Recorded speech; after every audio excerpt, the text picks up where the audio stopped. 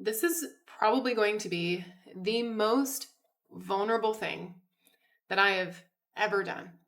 And I have fought it for a solid 8 months, feeling like I need to share this, but I haven't because I've feared what people will think.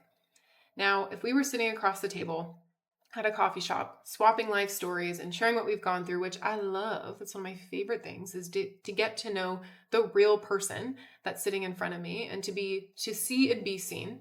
And I would rather share with them, these things I'm going to share with you, just regardless of what they might think of me, because the impact that could possibly have on someone else means way more than their thoughts about me. However, being it social media, and I don't know who's actually going to watch this, I don't know what you might be thinking or questioning about my intention or what I've gone through, whatever. I think it's the unknown of that. And I think it's the fact of if we were sitting at a coffee shop, me sharing these things would in my experience, no question, cause a deeper connection that's real and solid and true and pure versus on social media. I don't know. I don't have that dialogue to know that this will deeply connect with you. And it scares me. But with it being said, I'm finally at a place where I literally can't not share it. I have to. And maybe it's being in Bali right now and just I'm on the other side of the world. So whatever, my little Airbnb here, but I actually think it's probably just more of the mission on my heart and in my mind just means that much more to me, that I'm willing to risk my heart to hopefully help allow this mission to serve more people. And so I'm going to share two main things. Number one, my story, and two, about world changers as well. And my disclaimer on world changers, again, another fear, I'm just keeping it real, is I didn't start this as a business. I started this as asking my soul these deep, important questions of how do I want to live my life? And I've always known that. I want to see the world. I want to go to every country I possibly can while I'm alive on this planet. And I want to do it with people that I love. And I want to become my best self. I want to continue to grow in my health and my family and my relationships and business. And I want to make an impact. That's pretty simple. I just want to live this amazing lifestyle that I think a lot of us dream about and actually live it and help make that possible for more people to do the same. That's pretty much what it's about. How we're doing that is through the retreat and challenge and now this, mastermind that's coming to be. That's the path, but the vision is what I just shared with you. And it's really hard for me to separate because it is also a business at the same time. Business from mission. I am so much more about people than profit. I'm so much more about doing good and making an impact than just looking, impressive. That is not that. Now, was that me 5 years ago? For sure. Your girl only wanted to hear her name. I was so caught up in selfishness and insecurity. And not that I still don't have insecurities or can't be selfish, because I can and I do, but very much so at that time that I just wanted to hear my name. I just cared about my success and being the top and being number one and people knowing me. But it was void.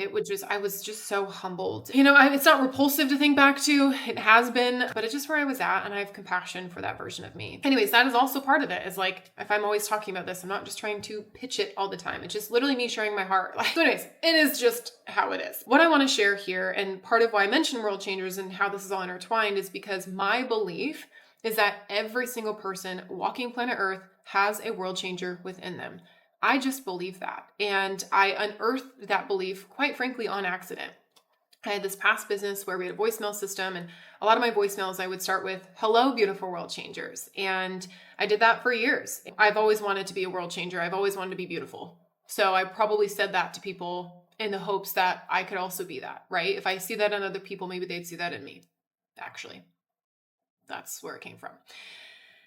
With that being said, I didn't realize the impact that was making on people, hearing that repeatedly until I would see them in person, because this was a voicemail that they would hear. We wouldn't see each other live. And it'd been years later, we weren't in business anymore. And I would see a sparkle in their eyes, and they're like, "I miss being called that, a world changer. How beautiful to be called that." In those two words, there's so much, there's so many dreams and aspirations. And I feel like it can make a lot of our hearts flutter in a very special way. And I don't claim to own those words, right? I just love those words. And I think that they really speak over people's lives in a beautiful way. And whether that changes is changing the actual world with 8 billion people on it, or the people in our own home, right? And really what I'm going to share with you now is, before any of that, is really the person in the mirror. And I have a theory on what it's going to take to change the world. And I'm very grateful to be hand in hand with other people that believe those same things, and we're taking action and making that happen. And so it's a beautiful adventure. But I will say I have certainty in what it has looked like to change myself. And I have not done that without incredible people. I have not done that alone. And so I share this and all this disclaimer because this is very vulnerable. Like, this was 10 years of my life that was offline, that I didn't post about. I didn't talk to people that actually I was very close to. Some of my best friends did not know this. My family did not know this when I was going through it at the time. And I also share it from the perspective now that I don't battle these things. I am totally free from it. I am so grateful. And I share it not as a victim, mind you. We all go through tough stuff. Like, my journey it's a cakewalk compared to what most people go through in their life. And I am very aware of that. So all that to be said, I want to share this because despite what you may think of me or my intention in doing this, if it can help one person, if this can free someone 1%, then it's freaking worth it. And I care more about that than maybe the 99% of other people or other thoughts that might not support, be in favor of me. So I'm getting out of my own way here and switching back to my heart, which is caring for other people and how this can impact them versus my own insecurities about myself. So I'm going to keep this as short as I can, but I'm condensing a lot of my life into a short period of time. So I'm going to share my journey with addiction. And I'm not just going to say, yeah, I battled addiction and I was in and out of 12-step programs, went to therapy, got it figured out. I'm going to share you what I was addicted to. I'm going to share with you some of the thoughts that I was having at that time and feelings that I was having. And I'm going to share things that I haven't heard a ton of women share, quite frankly. And I know they do. And I'm very grateful for those that do, because I needed to hear this from other women when I was going through it. So it all started. Let's rewind the clock. My first addiction was to food, specifically sugar. And then it came to exercise and this viciously delicious cycle of food, exercise, and myself. And the first time I battled an eating disorder was in 7th grade, not uncommon. And then it came back full force in a much greater degree when I was in college. And it was a 4 to 5 year season where I would binge on food and purge through exercise and other means. And I went to Overeaters Anonymous, which is a thing if you didn't know. It's like AA, but with food, for the first time when I was 19. And I remember bawling my eyes out and dragging my best friend, Sydney Chestnut, shout out, my roommate as well and teammate at the time, that group, because I didn't want to go alone. And we laughed because she was like, I don't know what's going on here. Like, she hasn't battled that. And so I felt very at home and seen. It was a good contrast. And I laughed because I love you, Sydney, so much. None or better. Yeah, that was the first time that I was like, I have a problem and I don't know how to solve it on my own. And then in college, I just continued to battle it. And I went abroad after school for a number of months and had time in my life, came home, had my quarter life crisis, and was like, I was actually training for a bikini competition because I thought, if I can look good on the outside and actually like my body and men like my body, then maybe I'll like myself. And I was 6 weeks in. And I remember it was getting to the point where, like, you can have a cheat meal maybe earlier in prep, which I lived on that, by the way. And it got to a point where I couldn't do that anymore in prep. You had to like really lean out. And so I remember being at the grocery store talking to my coach, and I was a trainer at the time, mind you. I had my first official personal training job in a gym. I was a trainer outside of that. But anyway, but I didn't have, bodybuilding's different, right? I had a coach. And I remember asking her, like, can I get this jar of peanut butter for my meal that has 2 grams of sugar in it? It's natural, just 2 grams. And I remember her telling me no. And I lost my ish. I fell off my rocker and I was like, I literally don't know how to not binge. I just don't. Like, I've just ingrained it in who I don't know how to not numb with food. And that set me on this journey of like, I have a problem and I need to get help. So went to therapy, went to OA, more meetings, really dedicated myself at the time. My first time was at 19. I think at this point I was like 22. Left my personal training job. So like, I can't help other people if I can't help myself. Like, I got to figure this out. And fast forward for a year, 14, 15 months, something like that. I had a desk job and made a lot of progress, got back into personal training. Yeah, overcame a lot and it was really good. And then I decided to not eat sugar at all. October 23rd, 2016. It's an important date in my life. I decided to no longer eat candy and dessert, that it was no longer going to have power over me, that I was in control of me internally, not what was external for me. It was a big deal, okay? Might sound crazy to some of you, but it was a big deal for me.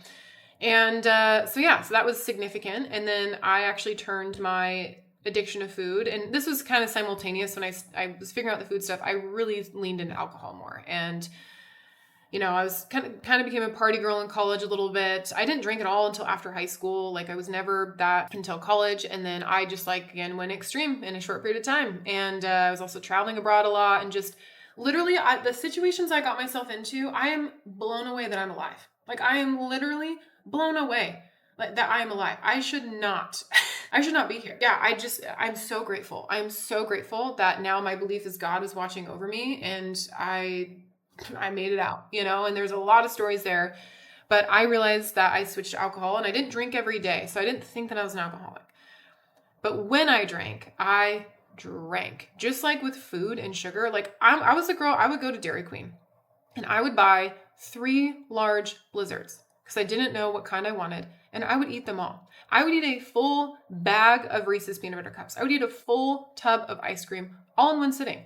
And this is the disgusting thing about eating disorders, is I would be crying and wishing I could stop while I was doing it, which now blows my mind and sounds crazy. But at the time, that was my reality. That's just where I was at. And people that have battled that too, I get you. And you may have people that don't get you, but I get you so deeply, just so you know. And there's hope. So I switched to alcohol, and I'm just going to say this very openly. I've gone through therapy. I'm good. A lot of women struggle with this, but I had, gotten super drunk and blacked out a lot and did dumb stuff. And I was in situations with men multiple times over time that I was raped. And, that's actually how I had lost my virginity when I was 16 to a guy that was 21, and didn't tell anyone for a year, just lived in a lot of shame. Like, it was dark. It was just tough. And so I decided to stop drinking. So I was like, well, I can at least not put myself in situations where that happens. So I started going to AA, got that figured out, and it's such a twisted way. I still needed men's approval. It was like I needed their attention and I needed their approval because I didn't like myself and I was rejected. I felt so deeply as a kid because I've always been broad shoulders, big calves, bigger built, which wasn't the beauty standard back then. I'm not saying it necessarily is now, but I feel like muscles are more acceptable with women as time's gone on.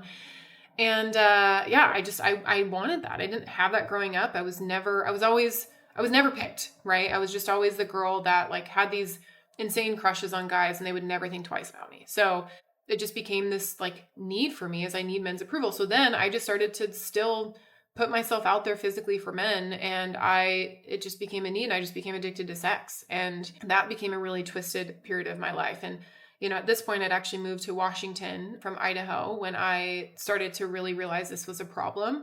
And I had an amazing mentor in my life that I'm so grateful for. I shared it with him. I didn't share it with my family. I didn't share it with my friends. And then I started to go to Sex Addicts Anonymous and talk to other women that battled it. And I was like, oh my gosh, I'm not alone. This is amazing.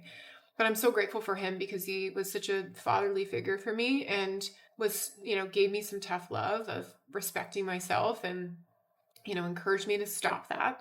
And I wanted to, but I didn't. And I didn't listen for a year and just went down this really dark, I remember being in Seattle and it was dreary and cloudy a lot and rainy a lot. And I was like, this feels like my soul. It was just dark. And mind you, all this time I still had amazing friends. I was I was a girl that would come and I was laughing, right? I was kind of life of the party. I would bring people together and I was leading stuff. I was building a business. I was building a team. I was traveling for that team in different states and talking on stages. From the outside, people had no idea, I think, that I was going through this. Maybe some did. I ended up going there. And then I eventually stopped trading my body for approval, which would never actually worked, and started to like gain some self-respect. But I then realized like, hey, I'm not acting out in sex, but at night I just can't not watch porn.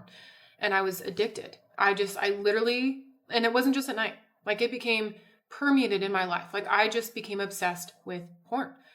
And which I know a lot of guys talk about that struggle. My heart goes out to you because, girls do too. Girls just like don't, it's just so taboo. Like girls just don't like talk about it. Maybe feel safe to talk about it. And I get it. Like this is the first time I'm posting about this online. So I feel you, girl. But I had so much shame around that.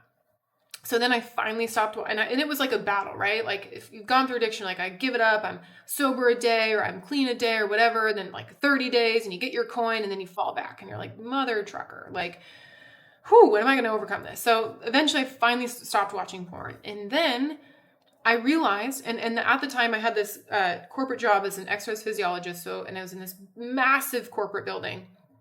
And it was very male dominated, and I got a lot of attention. And at that time I was pretty fit for my body, and I loved the attention. So I wasn't having sex, but I wasn't watching porn finally, but I was fantasizing. Then I was literally living in this Disney movie constantly. And I'm talking constantly. Like we could be having a conversation and I would be present there for most of it. And there's times maybe that I could escape that, but I am not exaggerating. 75 to maybe 80% of my day, I was thinking, I was fantasizing about men, about the fairy tale, about whatever. Like I had this groove in my brain that I just kept going back to. And like, that's just my neurons are firing in that way. I don't know. I allowed my mind to go there. And then I went to, Sex and Love Addicts Anonymous. I read this book, Woman Who Loved Too Much. And like, I read a lot of books because I started to realize, okay, I need to discipline my mind. Like part of why I had disordered eating is because I had disordered thinking. And along this time too, men, and I started to tame this bad boy. And then I started to really overspend money. So it's like, how else can I numb? How else can I not feel these feelings? Or, I don't know how to handle them. So I'm just going to distract myself.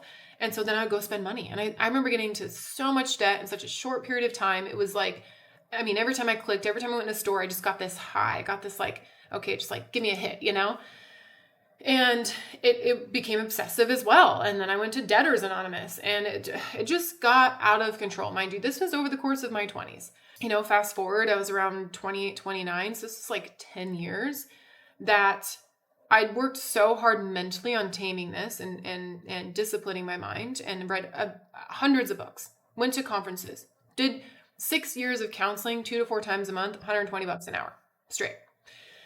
And finally started to feel like, okay, I was cracking the code mentally and even physically. I've loved health, and I dove in to understand like the physiological effects of food addiction and sugar and candida and all these things, and started to heal that and go on these cleanses and these very intense diets that didn't feel as restricted with my eating. Like it was a lot. And I didn't eat dessert or candy for 7 years. Not a taste, not a drop, nothing.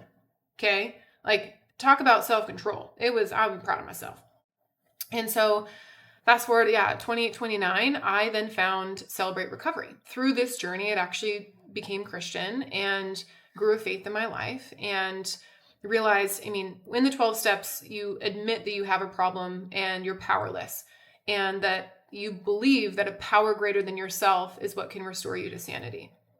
And in that time, I was around many very strong Christians in the business that I was building, and they never pushed it on me. Because it had been pushed on me in other settings, and it just kind of rubbed me the wrong way, or I felt shamed. I was like, well, I'm a sinner. Like I did all these things. Like I'm not worthy of that. Like that's just how I felt. And then people would judge me too that were like Christian, and I felt just less than. I was like, I don't like this whole Christian thing. Like y'all are kind of just not nice people. Again, that's just where I was at. But I had these different people that had the same belief, but walked it out very differently. Or at least same, foundation of that belief, I should say. And their example and their unconditional love like really transformed me. I came to faith, and today in my faith, like it drives everything that I do. Everything that I do comes from that. Me and Jesus, we're tight, man. We're tight. And at the same time, I don't want to say I don't care, but like it's not a concern to me what other people believe. You believe whatever you want to believe. I'm not God. I'm not here to convert you. I'm here to I'm just madly in love with Jesus and want to live my life for him and with him. And if you believe in Buddha or you believe in Islam or whatever, and you're a good person, more power to you, right? Like that. Anyway, that's a whole nother topic, but just a little note there. But anyways, I go to Celebrate Recovery and I realize it's the 12 steps, but now it has scripture paired with it. Now it brings the Bible into what I had spent the previous 9 or so years in these groups. And it finally clicked with me. I was like, oh my gosh, like my addiction's not just mental. It's not just physical. It's spiritual. It is spiritual. And I remember feeling at this time, like in the depths of this, like there's a season, especially when I was going through like the sex stuff. I didn't go home for Christmas a couple years. I burned relationships with my family. I didn't talk to some of my very close family members for a long time. Like I was just so in victim mode. I was so selfish. I was so insecure. I was so just trying to figure things out. And not that I don't still have insecurities or can be selfish, because I certainly can and do. But I just needed space to like figure me out. But I look back on that and I remember feeling so alone and so misunderstood. I was also building a business that, I got a lot of tomatoes in the face for like what it was and just very misunderstood. And so it was just hard, right? And we all go through hard stuff. Like we all go through hard stuff, being misunderstood, just like we all go through that kind of stuff. That's just what it looked like for me. But I can empathize so deeply when people walk through a journey where they feel those kind of feelings, because I feel deeply. I do. And anyway, so going through Celebrate Recovery, I just realized I was like, wow, this is a spiritual thing. Like there's more to this that I just felt like I wondered, could I ever change? Will I always live my life as an addict? Will I always battle these things? Will I always just trade one addiction for another? Will I always just be this person that has to hide this part of my life or feel like it to others around me? Like, and I was a leader in what I was doing. I would speak on stage. And I don't say this, like to some degree, I was somewhat of a role model for some people. And to be battling this behind closed doors it just ate me alive. I felt like a fraud in a sense, because I was like, oh, if you only knew like what life was like behind closed doors.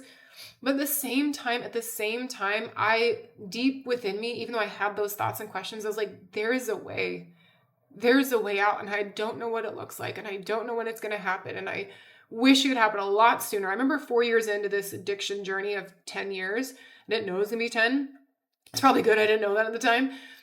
I was like, I remember distinctly thinking, driving down the road on the freeway, like those thoughts, like, is this my life? Is this who I am? Is this the identity that I need to walk in and live in? And I had so much shame around that, just so much shame. And I'm so grateful for books and reading and learning. And, that was such a huge piece of this recovery journey, and 12-step groups, like to go in that room and connect with all these strangers that we didn't know each other, right? Like, and especially if it's your first time, like you don't know anyone in that room. People can look good, they can smell good, they can talk good, but they could have just as much jacked up stuff going on in their life.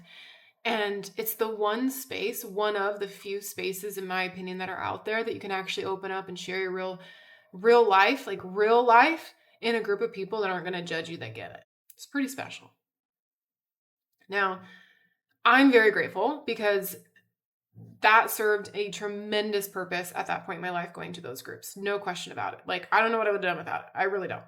And even my therapist, like, keep going to those groups. I'm like, you got it, sister. I'm in there. But part of why I don't now is because I don't battle those things. And that's another, I'll share a story on that. But I also just didn't want to keep reaffirming the identity that I'm an addict. Let me say this. So there's this story about two wolves. You may have heard it. It's one of my favorites. It's one of the guiding stories that got me through this season. This long season. It's this Cherokee tribe leader that's talking to his grandson, and there's different versions of it, but this is kind of my summarized version. And he says, son, we have a fight. We all have a fight going on inside of us, and it's between two wolves, and one is good and one is bad. And the bad wolf is greed and anger and frustration and envy and all these, hatred and all these negative things. But the good wolf has love and peace, joy, patience, kindness, goodness, gratefulness, self-control. And we all have this fight going on inside of us between these two wolves. And the grandson then asks, well, which one wins? And the grandfather says, quite simply, the one you feed.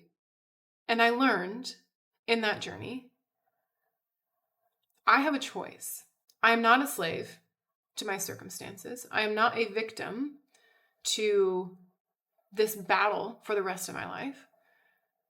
I can choose to feed the good wolf within me.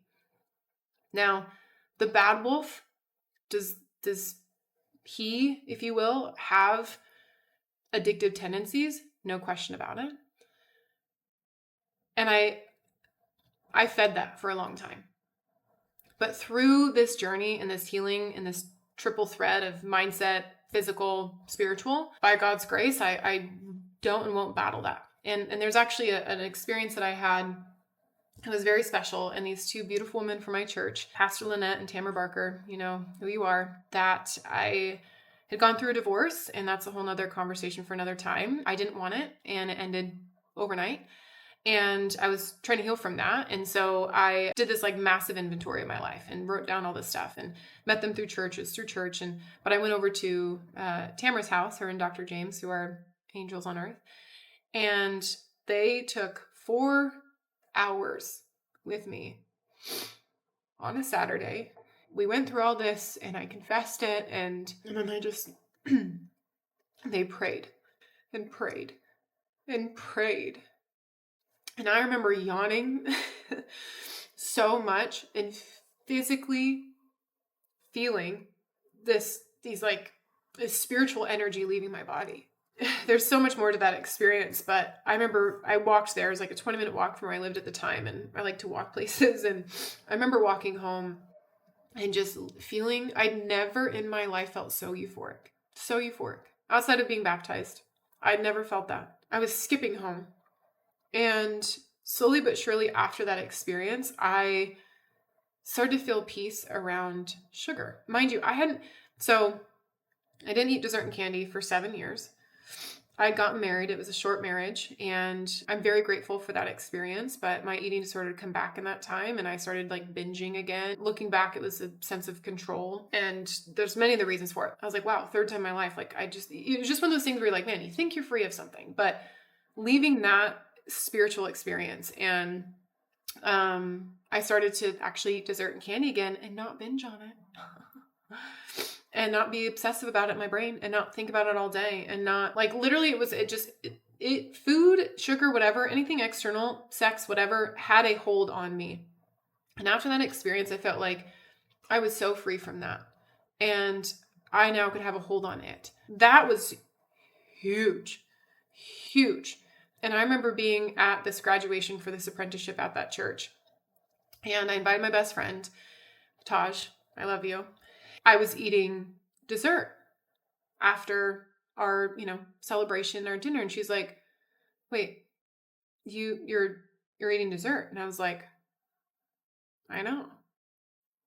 I can. And I'm not a psychopath. And we both just started crying because she knows I love you so much. She knows so much of what that journey has been like. And just freedom, the taste of freedom is just so sweet. And I'm 33 now. There's still layers, I'm sure, that's going to unravel from this whole part of my life. But man, I just know I'm like, wow, I am a different person. I have changed my world in how I see it, who I am, thoughts that I have, feelings that I have. My heart has changed. That it's so good.